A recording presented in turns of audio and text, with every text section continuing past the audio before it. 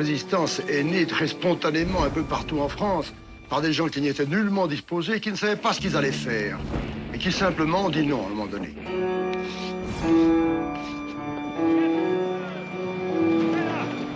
C'était pas possible d'accepter ces uniformes qui étaient partout, ces inscriptions en lettres gothiques que personne n'arrivait à lire, cette armée étrangère qui était toute puissante.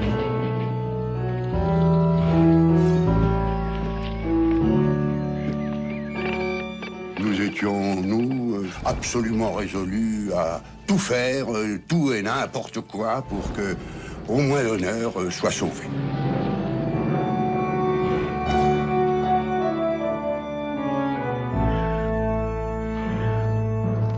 Les landaux, c'était très pratique pour transporter des armes. En 1942, j'ai transporté une petite bombe.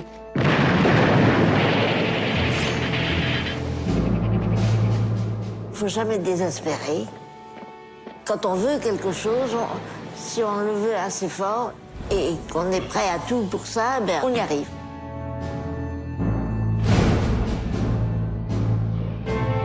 Voici l'histoire d'une trentaine de femmes et d'hommes dont les itinéraires croisés, héroïques, romantiques et tragiques dessinent le puzzle complexe des résistances.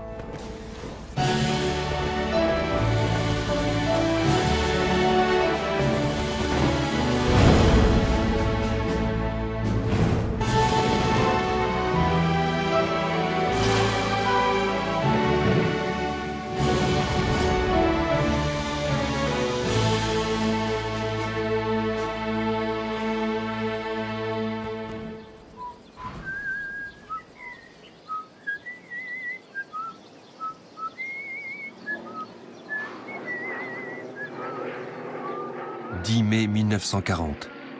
L'armée allemande attaque à l'ouest.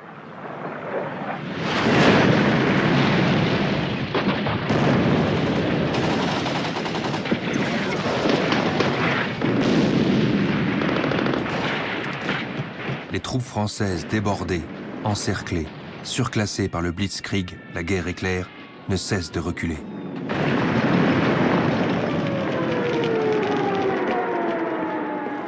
La retraite vire à la débâcle.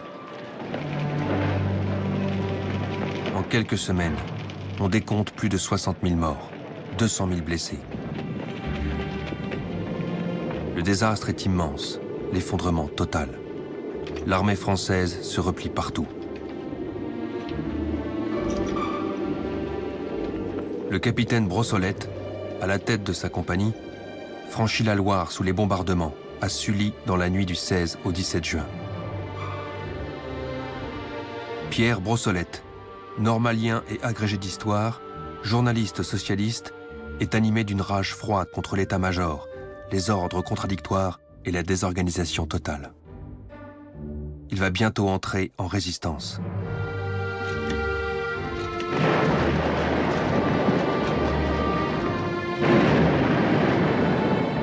Pour retarder l'avance de la Wehrmacht, le génie fait sauter les ponts sur le front. Brossolette réussit à éviter la captivité à sa compagnie. Le capitaine Freinet n'a pas cette chance. Il est fait prisonnier comme 1 600 000 soldats internés sur le sol français avant d'être emmenés en Allemagne. 2 jours plus tard, Henri Freinet réussit à s'évader. Mais c'était une défaite qu'on ne pouvait pas et qu'on ne devait pas accepter, car cette défaite mettait en cause, après tout, toutes les raisons qu'on a de vivre et celles qui peuvent vous pousser à mourir.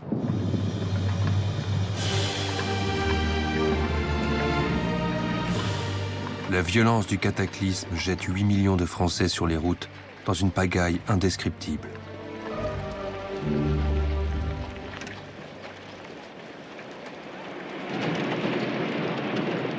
Le 17 juin, le maréchal Pétain demande la cessation des combats avant même que l'armistice soit signé.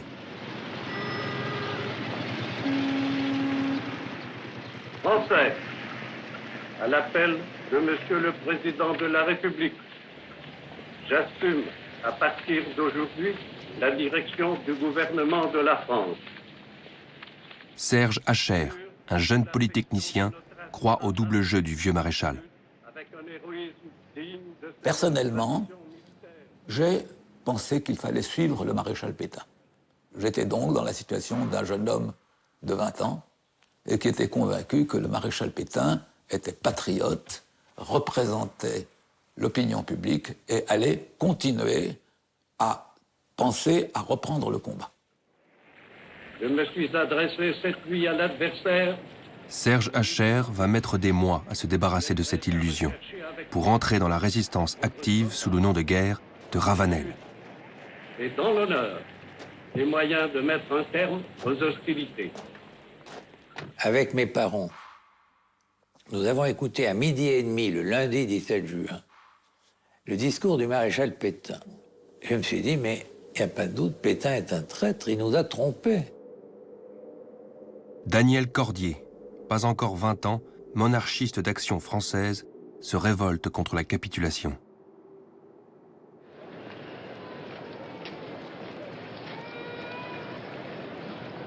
Geneviève de Gaulle, la nièce du général, ardente catholique, est sur la route de l'Exode. C'est maréchal Pétain qui m'a fait entrer dans la résistance. Quand j'ai entendu le maréchal Pétain le 17 juin, j'ai trouvé insupportable la défaite, l'acceptation de la défaite. À Chartres, Jean Moulin est le préfet d'Eure-et-Loir depuis février 1939. Homme de gauche, il a fait une brillante carrière préfectorale.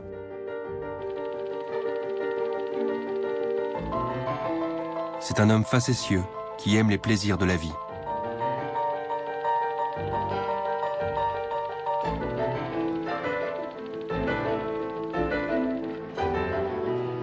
Dans la ville submergée par des centaines de milliers de réfugiés, Moulin se dépense pour venir en aide aux nécessiteux, faire servir des repas, organiser l'hébergement.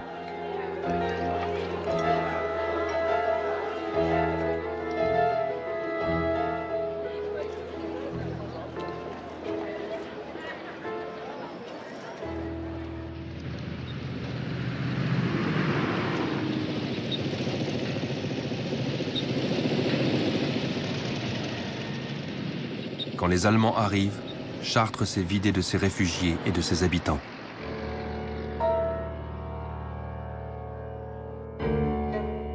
Moulin est à peu près seul pour accueillir l'armée d'occupation en grande tenue le 17 juin sur le perron de la préfecture.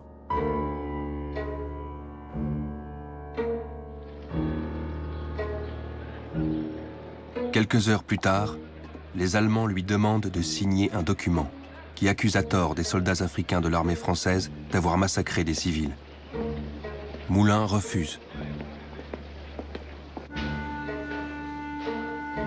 Il est passé à tabac pendant des heures, puis jeté dans un sous-sol.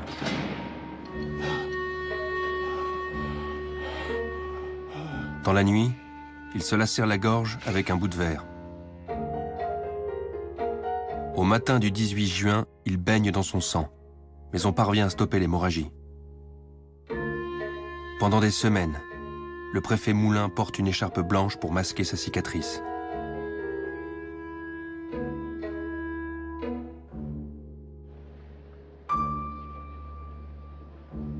Ce même 18 juin, à Londres où il est arrivé la veille, le général de Gaulle, inconnu de la majorité des Français, sans aucun mandat, parle dans la soirée sur les ondes de la BBC. Quoi qu'il arrive, la flamme de la résistance française ne doit pas s'éteindre et ne s'éteindra pas. Le mot de résistance est prononcé. Je n'ai pas entendu l'appel du 18 juin. J'étais à ce moment-là sur les routes de Bretagne, comme beaucoup de Français qui étaient pas chez eux. Et j'étais d'ailleurs avec ma grand-mère, la mère du général de Gaulle. Et nous avons vu passer dans ce village les premiers détachements de motocyclistes allemands. Et je me souviens encore, ça me brûle encore aujourd'hui, d'une humiliation terrible. Et un curé est arrivé du fond de la place et nous a raconté l'appel du 18 juin, mais je ne l'ai pas entendu. Ouais. Et ma grand-mère tirait la manche du curé et lui a dit « Monsieur le curé, mais c'est mon fils. Monsieur le curé, mais c'est mon fils. » Jeanne Boeck, 21 ans, travaille comme chimiste dans une usine de poudre à Brest. Le 18 juin, vers 15 h, devant l'avancée allemande, les ouvriers évacuent l'usine. Je suis rentrée chez moi, j'ai pris une valise, et puis je suis descendue dans le port de commerce, et j'ai demandé à tous les bateaux qui étaient là, est-ce que vous partez en Angleterre? Non. Alors j'allais plus loin, et vous partez en Angleterre? Alors il y a un petit bateau qui est un remorqueur du Havre, qui se trouvait là, et qui m'a dit, oui, on s'en va. Alors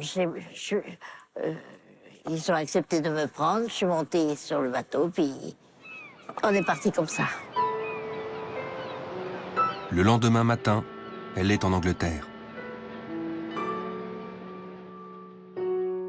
Daniel Cordier gagne également Londres. Et là, il y a un représentant de Gaulle qui est venu, nous avons donné nos noms, et nous sommes engagés.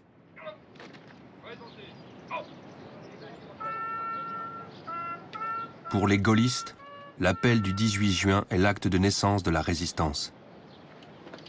Pourtant, bien peu des futurs membres de l'armée des ombres l'ont entendu. Les premiers gestes de ce qu'on n'appelle pas encore résistance naissent sans directive, sans direction ni mentor.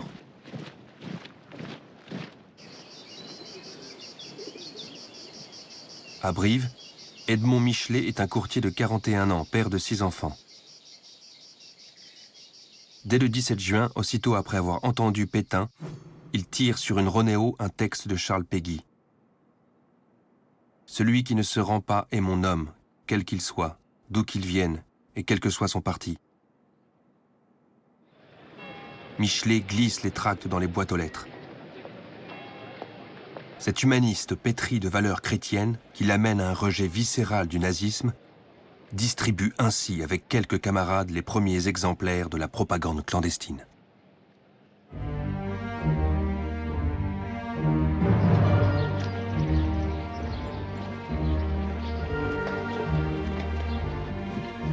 La signature d'un armistice avec l'Allemagne le 22 juin et d'un second avec l'Italie le 24 juin met un terme au combat. Les conditions sont dures pour la France vaincue qui est coupée en deux. La ligne de démarcation sépare la zone nord, sous le contrôle direct de l'armée allemande, de la zone non occupée, la ZNO, gouvernée par Vichy.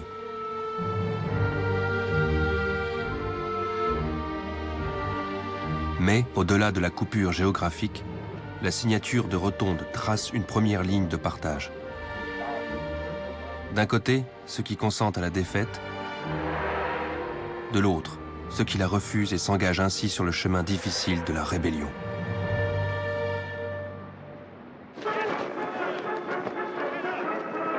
À Rennes, Geneviève de Gaulle déchire les affiches de l'occupant. Fabrique de petites croix de Lorraine. J'ai vu un drapeau, un petit drapeau à croix gammée sur un pont de Rennes, et j'ai regardé partout si on ne me voyait pas, et j'ai été l'arracher. C'est pas grand-chose, mais c'était mon premier acte de résistance. Je ne pouvais pas supporter la croix gammée dans notre ville, dans notre pays. Le 10 juillet, à Vichy, l'Assemblée nationale vote à une très large majorité les pleins pouvoirs à Pétain. La République laisse la place à un nouveau régime, autoritaire.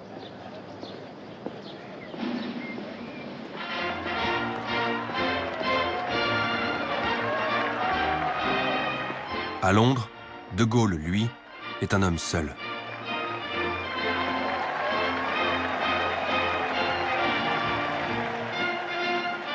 Le 14 juillet 1940, pour la fête nationale, il fait parader ses maigres troupes à Trafalgar Square sous les applaudissements des Anglais. Jeanne Boeck, la jeune chimiste qui a réussi à rallier l'Angleterre, assiste au défilé et découvre, profondément émue, les troupes en uniforme français. Elle brûle de les rejoindre. Elle est une des premières femmes à signer son engagement dans le corps des volontaires françaises.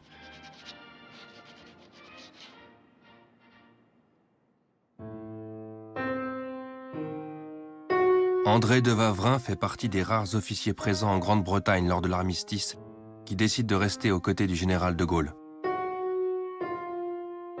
Il se rend à son QG à St. Stephen's House.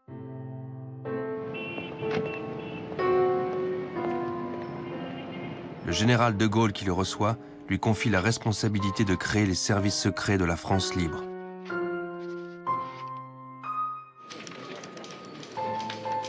Dépourvu de toute expérience dans ce domaine, de Wavrin, 29 ans, qui prend le pseudonyme de Passy, met donc sur pied le service de renseignement qui deviendra plus tard le BCRA, Bureau central de renseignement et d'action. La première tâche est de recueillir des informations en France sur les installations militaires allemandes. Nous avions envoyé un certain nombre d'agents, dont le principal était Rémy, en France, qui s'est révélé un agent extraordinaire. Rémy, de son vrai nom Gilbert Renaud, 36 ans, est producteur de cinéma. Écœuré par la débâcle, cet homme d'extrême droite a gagné Londres dès le 22 juin. Affecté au 2e bureau sous le nom de Roulier, il fait partie, après la formation accélérée au métier d'agent secret, des 4 premiers Français libres envoyés en mission en France. On m'a dit, eh bien, voilà ce que vous allez faire. Vous allez partir, on va vous emmener en avion à Lisbonne. De là, vous passerez en France par l'Espagne. Et vous aurez pour tâche de surveiller les mouvements de l'ennemi le long de la côte, depuis Hendaye jusqu'au Mont-Saint-Michel, en passant par Brest. Pour remplir cette mission impossible, Rémy, bon organisateur, un peu tête brûlée et indocile, recrute des informateurs à Bayonne, Bordeaux ou encore La Rochelle. Ainsi se constitue l'un des premiers réseaux de renseignement de la France libre.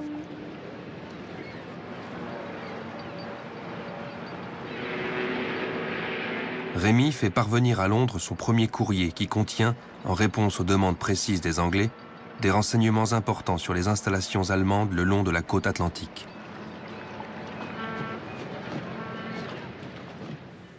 Il fallait compter, à partir du moment où le courrier était fini, jusqu'au moment où il arrivait à Londres, une bonne quinzaine de jours, ce qui faisait que, à supposer qu'il y ait des renseignements urgents, ils arrivaient périmés.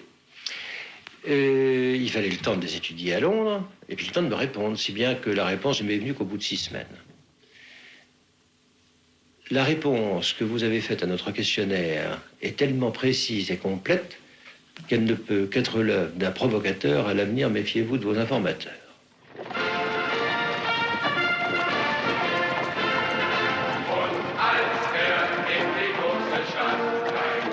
Paris vit à l'heure allemande.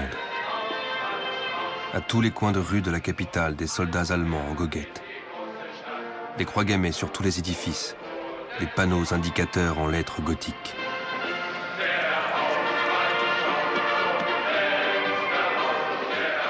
C'est pourtant là, en plein Paris, que naît l'un des premiers groupes d'opposition au régime de Vichy et au nazisme, dans les locaux du Musée de l'Homme.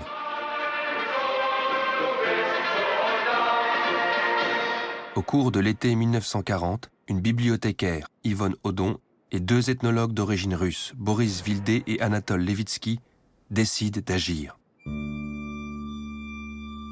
Vildé, par ses talents d'organisateur, réussit à fédérer plusieurs petits groupes nés dans les milieux intellectuels, comme celui de Jean Cassou, le conservateur du musée d'art moderne, ou d'Agnès Imbert, historienne de l'art.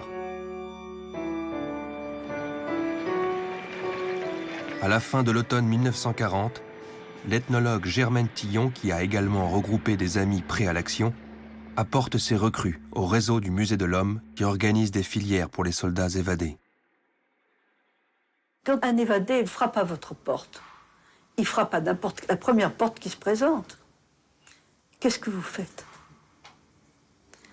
Ou vous dites, ou vous le recevez ou vous le recevez pas. Si vous le recevez pas, vous êtes un fameux salaud. Et si vous le recevez, ben vous êtes un martyr. sans l'avoir cherché, ni désiré. Et c'est comme ça. En quelques semaines, le noyau initial du musée de l'homme attire dans son orbite d'autres cercles, formant ainsi une nébuleuse d'une centaine de personnes.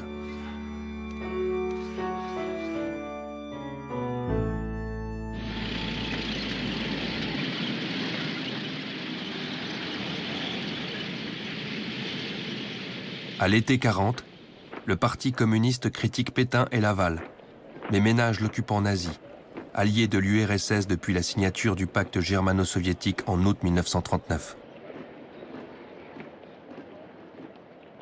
Boris Olban est un militant communiste roumain qui s'est évadé d'un camp de prisonniers. Le Parti communiste gardait son comportement, c'est-à-dire aucune action contre les Allemands qui, à l'époque, étaient traités par le Parti communiste français comme des alliés de Staline. Et ils ne pouvaient pas agir contre un allié de l'Union soviétique à laquelle ils étaient fidèlement attachés. Conformément à la ligne fixée par Moscou, l'orientation du PCF est limpide. Cette guerre est une guerre impérialiste. Il n'y a pas lieu de soutenir un camp plutôt que l'autre. Les tracts communistes dénoncent les banquiers de Londres.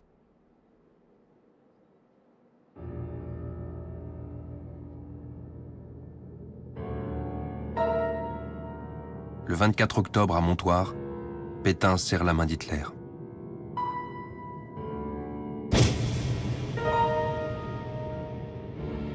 C'est dans l'honneur et pour maintenir l'unité française, une unité de 10 siècles, dans le cadre d'une activité constructive du nouvel ordre européen, que j'entre aujourd'hui dans la voie de la collaboration. Ravanel, replié à Lyon avec sa promotion de Polytechnique, installé dans l'école de santé du boulevard Berthelot, pensait jusque-là que De Gaulle et Pétain s'étaient réparti le travail. Comme beaucoup de Français, il ne comprend pas lorsqu'il entend Pétain parler de collaboration. Comment se faisait-il que ce maréchal Pétain appelait à la collaboration, c'est-à-dire à une activité visant à aider Hitler? On allait au-delà des accords d'armistice. Donc pour moi, c'était un terrible choc, et je garde encore en mémoire ce choc. Comment est-ce qu'un maréchal Pétain peut serrer la main d'un type comme Hitler?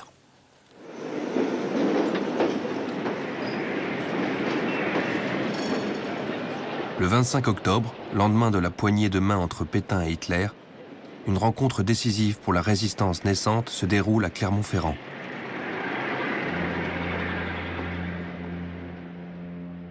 Jean Cavaillès, normalien, professeur de philo qui vient de s'évader après une guerre courageuse, retrouve à la brasserie de Strasbourg, place de Jaude, une collègue, Lucie Samuel, agrégée d'histoire et géographie qui n'a pas froid aux yeux. Pendant le déjeuner, comme c'était, vous savez, c'était fin septembre, on avait son franc-parler. On ne supposait pas encore que les polices politiques pouvaient arrêter les gens pour délit d'opinion.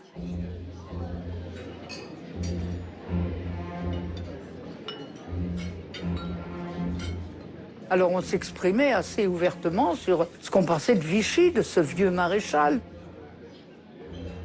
Et tellement librement qu'à un moment, nos voisins de table se sont rapprochés de nous et ont dit « c'est très intéressant ce que vous dites parce qu'on pense comme vous ». Et ces voisins de table, c'était Emmanuel Dastier de la Vigerie et puis Spagnien. Et on a dit tout de suite « mais on n'est pas d'accord, on proteste, et si on proteste, il faut le faire savoir ». Et sur un des bancs de la faculté de Clermont, nous avons rédigé notre premier tract. Ancien officier de marine, ex-opiumane, Dastier de la Vigerie, proche de l'Action française dans sa jeunesse, a abandonné la navale pour le journalisme.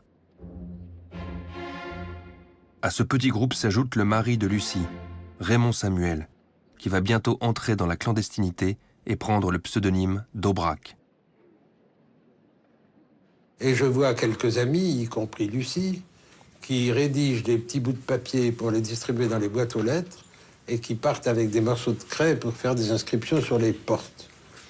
Et je trouve ça un petit peu futile et enfantin, jusqu'au moment où, quelques jours après, je décide de participer à ce jeu. Il y avait sûrement une dimension ludique dans les premières activités de résistance. Cette rencontre marque la naissance d'un groupe qui prend le nom de la dernière colonne.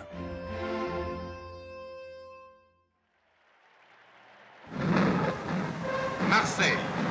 Après le premier salut officiel, c'est la descente vers ces rues où se pressent 1 million d'hommes, de femmes, d'enfants qui de toute leur voix acclament le chef, qui de tout leur cœur et de toutes leurs âmes ressentent cette impression émouvante de connaître enfin un chef qu'ils veulent suivre et qu'ils peuvent aimer.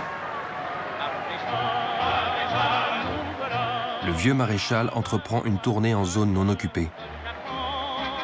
À Marseille, le 3 décembre, des foules innombrables l'acclament. Moralement assommé, un peuple en perdition s'accroche à un chef, à un sauveur. L'opinion déboussolée a besoin d'un père et de repères.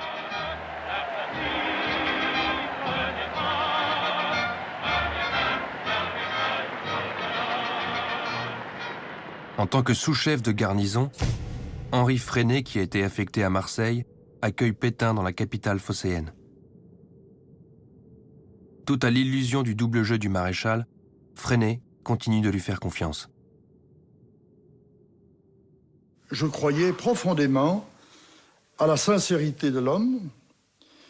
Et d'ailleurs, le premier manifeste dont malheureusement je n'ai pas conservé la trace, qui est l'un de mes regrets, se terminait par ces mots: « Puisse le maréchal Pétain vivre assez longtemps pour voir le couronnement de l'œuvre que nous entreprenons. » Les Français de la fin 1940, en quête de certitude, accueillent avec indifférence le statut des Juifs que le vieux maréchal corrige de sa main en l'aggravant.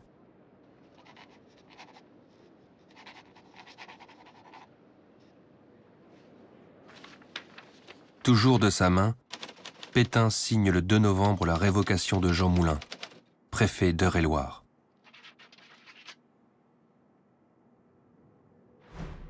Vichy épure l'administration préfectorale des personnalités au passé républicain trop marqué.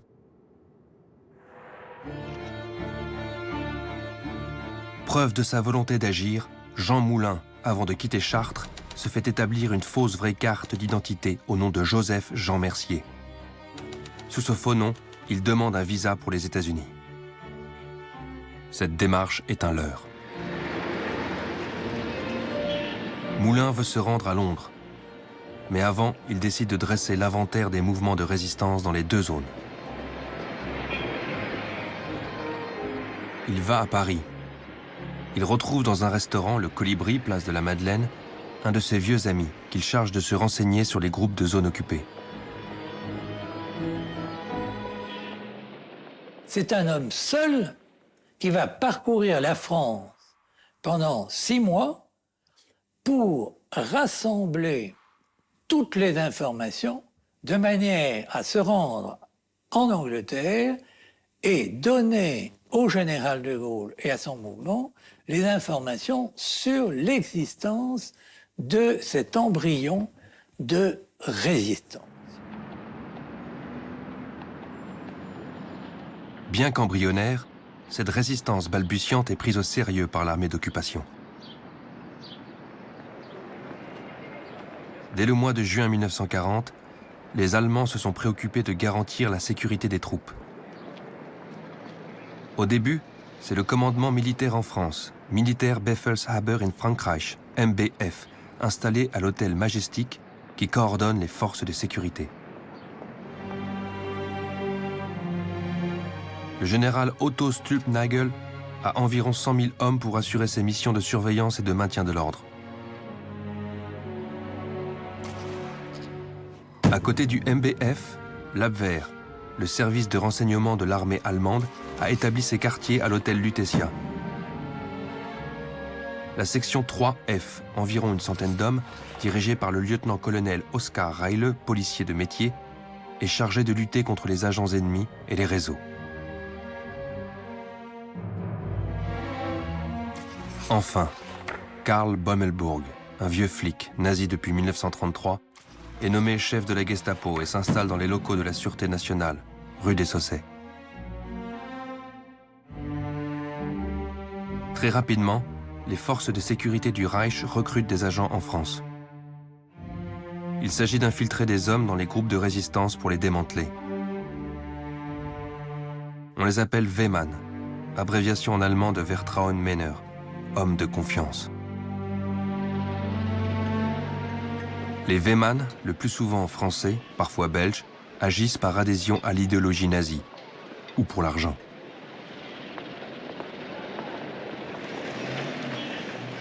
Les Wehmann, pendant toute la guerre, vont être les agents les plus efficaces contre la résistance, à l'origine de la chute de la plupart des réseaux.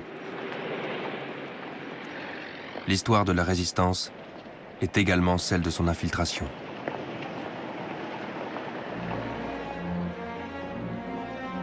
L'exemple d'Honoré d'Étienne d'Orves en fournit une bonne illustration.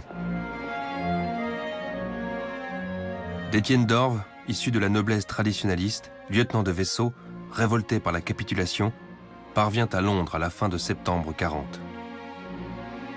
Affecté au 2e bureau du colonel Passy, il insiste pour être envoyé en France occupée. Le 22 décembre 1940, accompagné d'un radio, Georges Marty, il traverse la Manche à bord d'un bateau, la Marie-Louise, qui en temps ordinaire sert à pêcher le homard.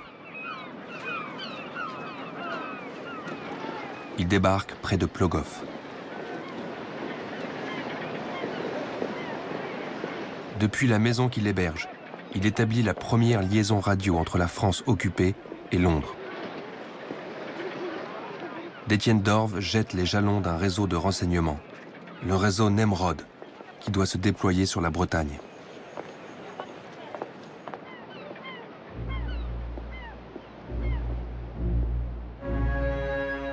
Mais Honoré d'Étienne d'Orves est arrêté le 22 janvier 1941, ainsi que les 23 autres membres du réseau.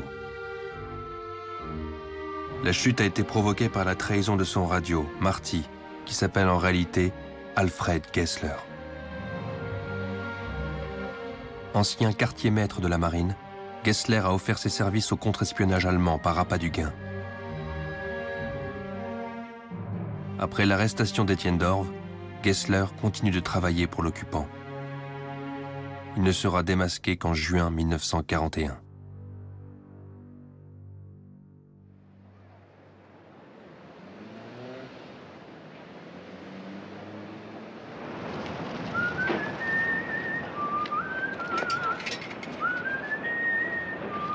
En décembre 1940, le capitaine Freinet est muté à Vichy, au 2e bureau de l'état-major de l'armée. Bertie Albrecht, une amie intime d'avant la guerre, militante féministe, assistante sociale, le rejoint dans la capitale de l'État français. C'est elle qui lui a ouvert les yeux dès les années 30 sur la réalité du régime hitlérien. Tout ce que j'ai tenté de faire a été en définitive concerté avec Bertie Albrecht, à qui politiquement je dois beaucoup, et qui dès les premiers jours de la résistance en 1940 m'a rejoint et a été pour moi une amie, une collaboratrice, une assistante irremplaçable.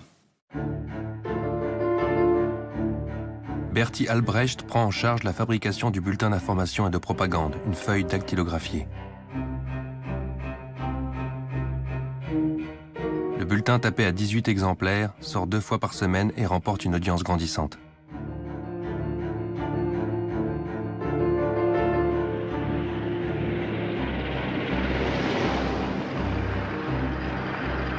Autour du 15 décembre, le réseau du Musée de l'Homme fait également paraître un bulletin. Résistance. Résistez. C'est le cri qui sort de votre cœur à tous dans la détresse où nous a laissé le désastre de la patrie. C'est le cri de vous tous qui ne vous résignez pas, de vous tous qui voulez faire votre devoir. Au début de 1941, un des rédacteurs de Résistance, Jean Cassou, vient trouver Pierre Brossolette. Brossolette, 37 ans, traverse après la défaite une profonde dépression. Abattu par le découragement général, il écrit à sa femme Gilberte. « Je te raconterai si nous nous revoyons tout ce qu'il y a eu de désespérant et d'affreux dans notre déroute. Dans la lâcheté des hommes, dans l'incapacité du commandement. Dans quel gouffre nous nous réveillons. »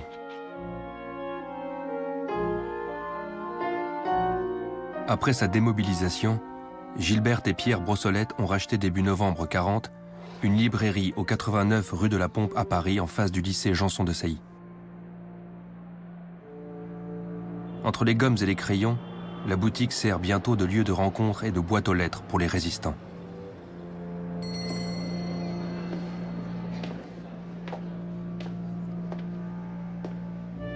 Jean Cassou propose à Brossolette d'entrer au comité de rédaction de Résistance. Brossolette, fataliste, répond « Tout est fini, ce pays n'existe plus. Mais enfin, comme il faut bien faire quelque chose même quand il n'y a plus rien à faire, je suis des vôtres. »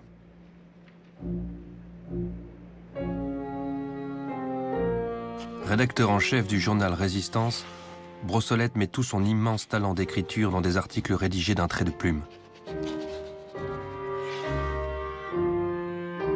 Le 5e numéro de Résistance paraît le 25 mars 1941. Ce sera le dernier.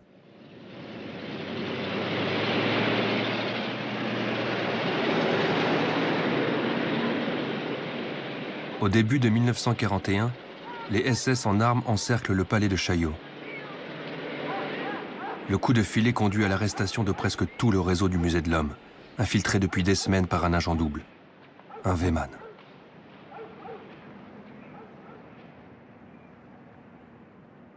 Albert Gaveau, âgé de 39 ans, a été présenté à la fin du mois d'octobre à Boris Vildé, qui en fait son agent de liaison.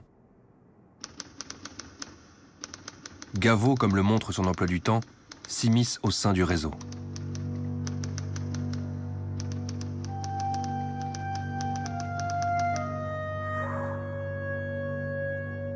Bien rémunéré, l'agent double balance tout ce qu'il sait à son employeur, Bommelbourg, le chef de la Gestapo. Les arrestations s'enchaînent. La bibliothécaire Yvonne Audon est arrêtée, ainsi que Agnès Imbert, Boris Vildé et Anatole Levitsky. 7 des accusés seront fusillés. Les autres connaîtront l'enfer de la déportation.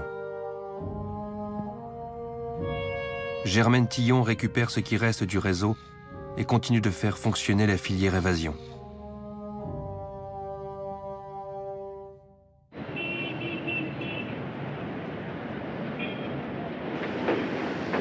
Au même moment, Freinet, qui a démissionné avec fracas de l'armée, est installé à Lyon, ville où il est né et qu'il connaît bien. Bertie Albrecht le rejoint. En avril, il lance un journal. Nous avons commencé par des feux dactylographiés, puis on est passé ensuite à la Ronéo, et on est passé encore un peu plus tard au premier journal imprimé. Ce premier journal imprimé s'appelait Les Petites Ailes de France.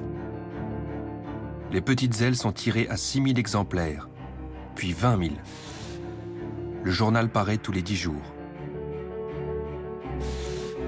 2 mois plus tard, pour brouiller les pistes, Freinet arrête la publication des Petites Ailes et la remplace par Vérité.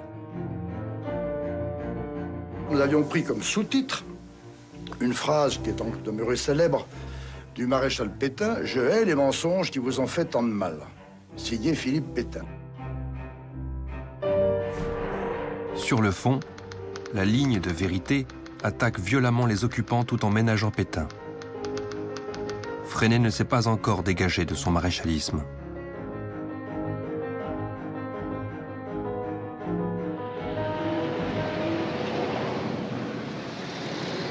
Toujours à Lyon, un autre groupe de résistance naît au début de 1941. Jean-Pierre Lévy n'a pas encore 30 ans. Juif alsacien, cet ingénieur commercial n'a qu'une idée depuis qu'il a été démobilisé: continuer le combat, d'une manière ou d'une autre.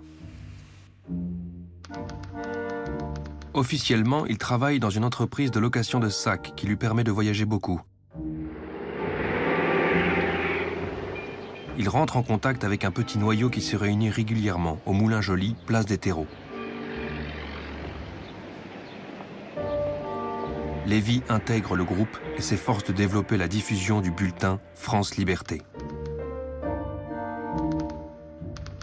Au printemps 41, nous essayons de trouver un moyen de diffusion un peu plus important de nos tracts.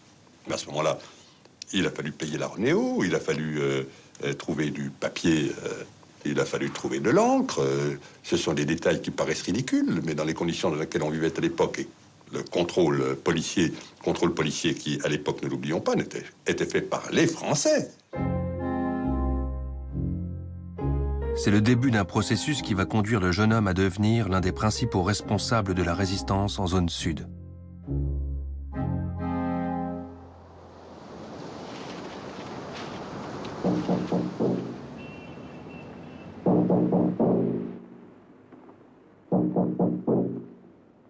Ici, Londres. Les Français parlent aux Français. Tout de suite, De Gaulle a compris l'intérêt des ondes pour parler aux Français. Grande importance que va vous faire le général de Gaulle. Général de Gaulle. L'ennemi a cru qu'il avait abattu la France. Or, toute la France sera debout. Au fil des discours, la radio devient le lien physique entre De Gaulle, l'exilé, et le peuple occupé. Ni chez nous, ni chez nos amis, ni chez nos ennemis. Le général lui-même l'utilisera 67 fois, de 1940 à 1944. En attendant qu'elle marche avec toutes ses forces vers la victoire et vers la grandeur. La France avec nous. De Gaulle se sert des ondes pour passer les consignes. À Nice, une lycéenne, Denise Jacob, écoute dans un grenier, en compagnie de sa petite sœur Simone, la radio de Londres. J'avais 16 ans à la fin, au moment de la débâcle, et je n'ai jamais pensé que la guerre était finie. Pour moi, c'était une évidence, on ne pouvait pas accepter d'être vaincu. Denise Jacob suit soigneusement les consignes de Radio Londres qui appellent à dessiner des V de victoire sur les murs. Il ne faut pas désespérer, on les aura. Il ne faut pas vous arrêter de résister. N'oubliez pas la lettre V. Écrivez-la, chantonnez-la, V, V, V, V. Sur les murs. À Lille, le 28 mars, la police compte plus de 5000 V. Et sans remords. À Paris, 6400 V sont recensés début avril. V, V, V, V.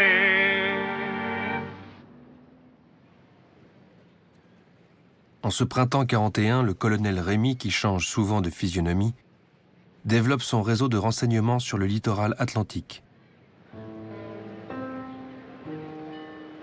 À Bordeaux, Rémy recrute 2 pilotes du port, naturellement informés de tous les mouvements de bateaux allemands dans la Gironde.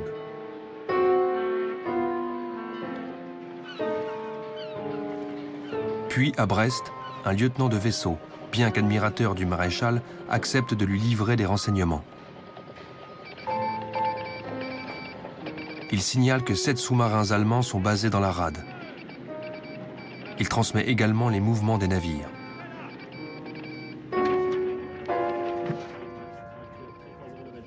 Grâce à ces informations, le Bismarck, l'énorme cuirassé de la marine allemande dont le lancement avait été baptisé par Hitler, est coulé par les Britanniques au mois de mai 1941.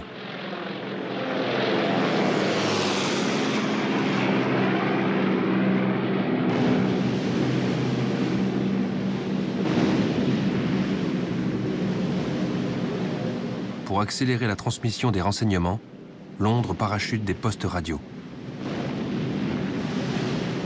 Toute fin 40 ou début 41 que nous avons eu les premières radios clandestines qui étaient des monuments, c'était des valises qui pesaient 30 kilos, qui étaient absolument immanipulables, terrifiantes. Et encore, elles arrivaient cassées la plupart du temps. Ma première valise avait 2 fermoirs, et sur chacun des fermoirs, gravé de façon très apparente la mention « Made in England ». Les Anglais n'y ont jamais renoncé. Quand on se promenait avec ça sur un quai de gare, c'était assez embêtant.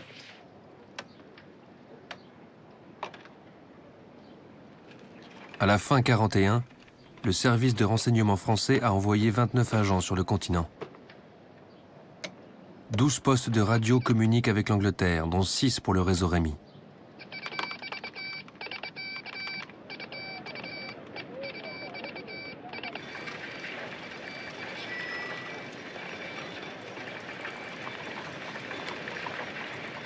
En mai 1941, sur ordre de l'Internationale communiste, la direction du PC lance le Front national pour la libération de la France.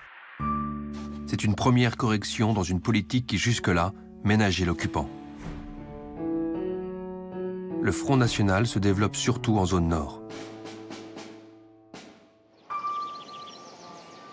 Mais bien des militants n'ont pas attendu que se manifeste cette évolution pour agir. Dans le Limousin, au mois de mars 1941, Georges Guingouin, instituteur communiste, est recherché pour vol de cartes d'identité vierges destinées à des faux papiers. Il plonge à peu près seul dans une clandestinité totale.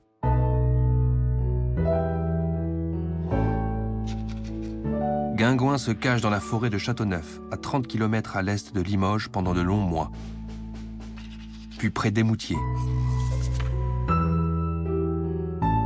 Les conditions de survie dans un trou creusé dans la terre sont précaires.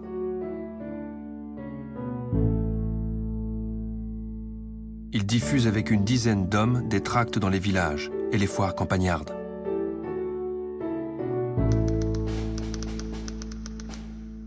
Condamné par contumace, il apparaît bientôt pour les paysans limousins comme une sorte de Robin des Bois insaisissable.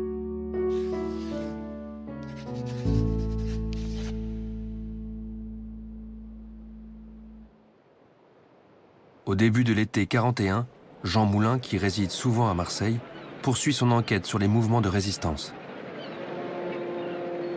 Au 67 rue de Rome, il rencontre Henri Freinet, passé dans la clandestinité. Il m'a expliqué qu'il voulait partir à Londres, il avait l'intention de rejoindre De Gaulle et qu'il souhaitait pouvoir lui rapporter sur la résistance ce que nous avions fait, le maximum d'informations.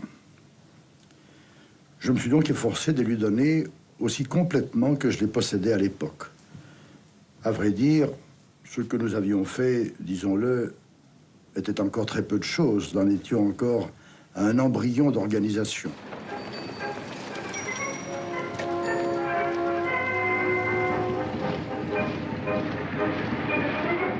La conférence que fait Freinet à Moulin ne peut être qu'incomplète.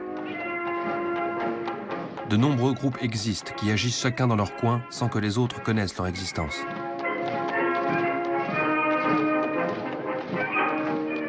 Ainsi, Freinet ignore en zone nord l'existence de Libération.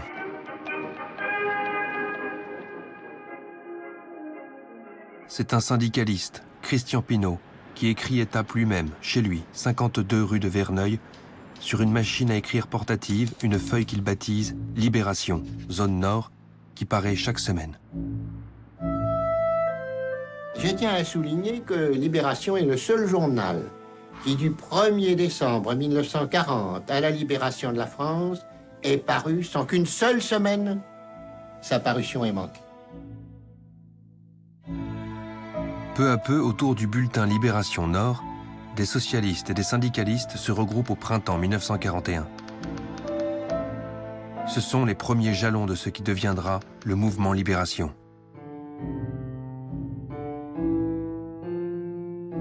Toujours en zone nord, un autre journal, Défense de la France, qui cultive son indépendance, a été lancé par Philippe Vianney.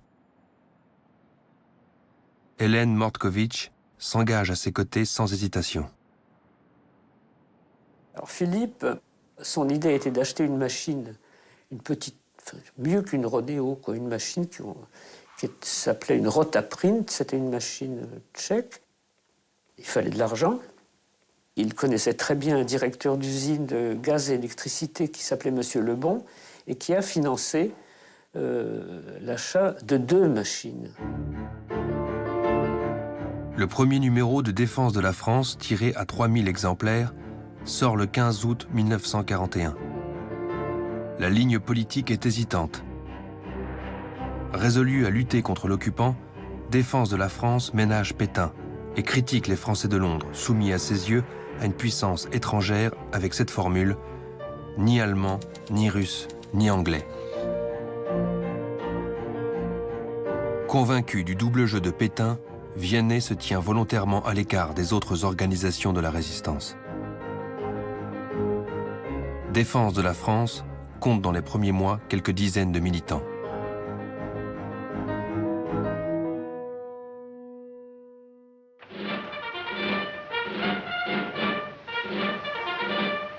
À l'été 1941, Joseph Darnan, ancien combattant de 14-18 et de 40, crée le service d'ordre légionnaire, le SOL, qui comprend environ 15 000 hommes totalement dévoués à Pétain. Au service de la France, au service du maréchal, une force nouvelle est prête aujourd'hui. Prête à lutter, prête à servir, prête à souffrir pour la Renaissance française. Le SOL, milice virile soumise au chef, prône l'antisémitisme, le rejet de la démocratie et la collaboration avec l'occupant.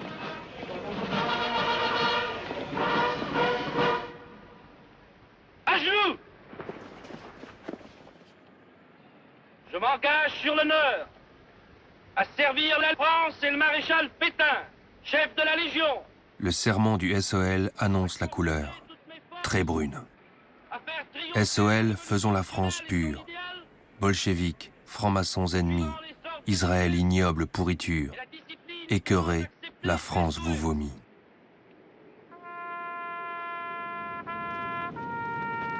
Le service d'ordre légionnaire va devenir une arme redoutable de Vichy contre la résistance.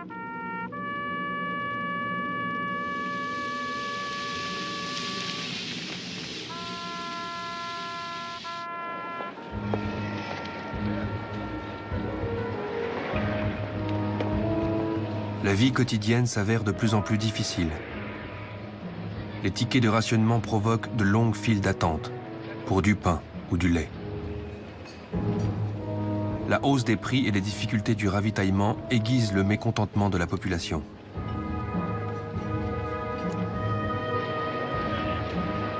En zone non occupée, les rapports des préfets montrent une profonde hostilité envers l'Allemagne qui pille le pays.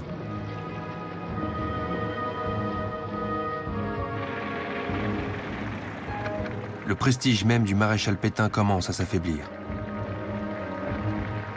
Pour répondre à ce malaise diffus, Pétain parle dans une allocution radio le 12 août 1941. Français, j'ai des choses graves à vous dire. De plusieurs régions de France, je sens se lever depuis quelques semaines un vent mauvais. L'inquiétude gagne les esprits. Le doute s'empare des âmes. Ce premier décrochage de l'opinion ne signifie pas que la majorité des Français, échaudés par Vichy, se tournent vers Londres ou la résistance. À la mi-41, l'opinion demeure violemment anti-allemande mais largement attentiste, repliée sur elle-même, obsédée par les dures difficultés de la vie quotidienne. Pour l'heure, les résistants sont encore des missionnaires égarés dans un pays hostile.